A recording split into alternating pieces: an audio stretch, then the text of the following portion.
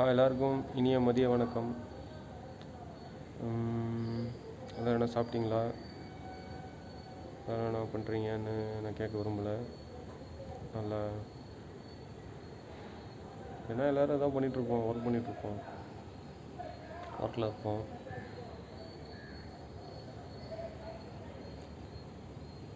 சரி, இப்போ ஆக்சுவலாக இப்போ எதுக்கு இந்த வீடியோனா, நான் சொல்ல வர போகிறது ஒன்றும் கிடையாது அப்படின்னு நீங்கள் நினைப்பீங்க. ஆனால் இல்லை, எதாவது சொல்லணும். அதாவது எந்த ஒரு வேலையை தொடங்கும் போதும் கன்சிஸ்டன்சின்னு சொல்லுவாங்க. தொடர்ந்து அந்த வேலையை செஞ்சால் தான் அதுக்கான பிரதிபலன் கிடைக்கும். அது வந்து இப்போ 100% தான் பண்ண அவசியம் இல்லை.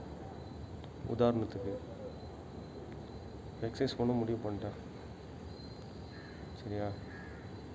காலைல 6 மணிக்கு எழுந்திரிச்சு எக்ஸசைஸ் பண்ண நான் முடிவு பண்ணுறேன். நான் ஒரு கோல் செட் பண்ணிட்டேன்.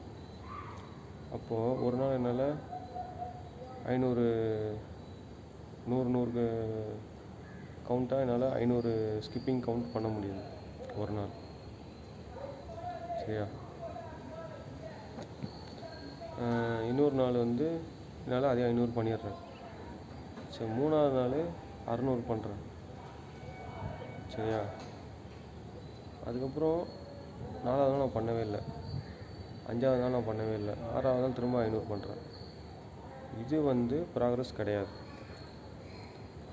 சரியா? அந்த கண்டினியூட்டி விடவே கூடாது, சரியா? என்னன்னா எப்படி நான் சொல்ல வரேன்னா, ஒரு நாளைக்கு 500 பண்ணுறீங்களா, அதனால 100 பண்ணுங்கள்.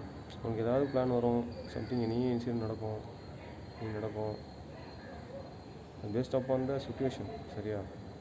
பட் லேசினஸில் நமக்கு மைண்ட் ஒரு மாதிரி ஃபெட்டப் ஆகும். அப்போ என்ன, அட்லீஸ்ட் நம்ம 200 பண்ணுவோம்.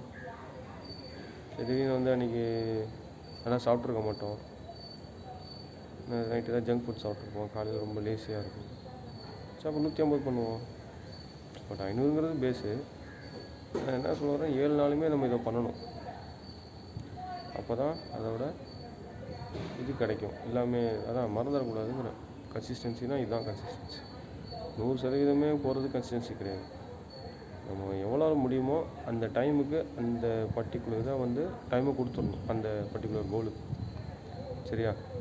இந்த சீவின் another சூப்பர் வீடியோ. இப்போ நம்ம வந்து கன்சிஸ்டன்சின்ற பற்றி தெரிஞ்சுக்கிட்டோம். ஓகே, பாய், டேக் கேர், சைனிங் ஆஃப் ஐசன்.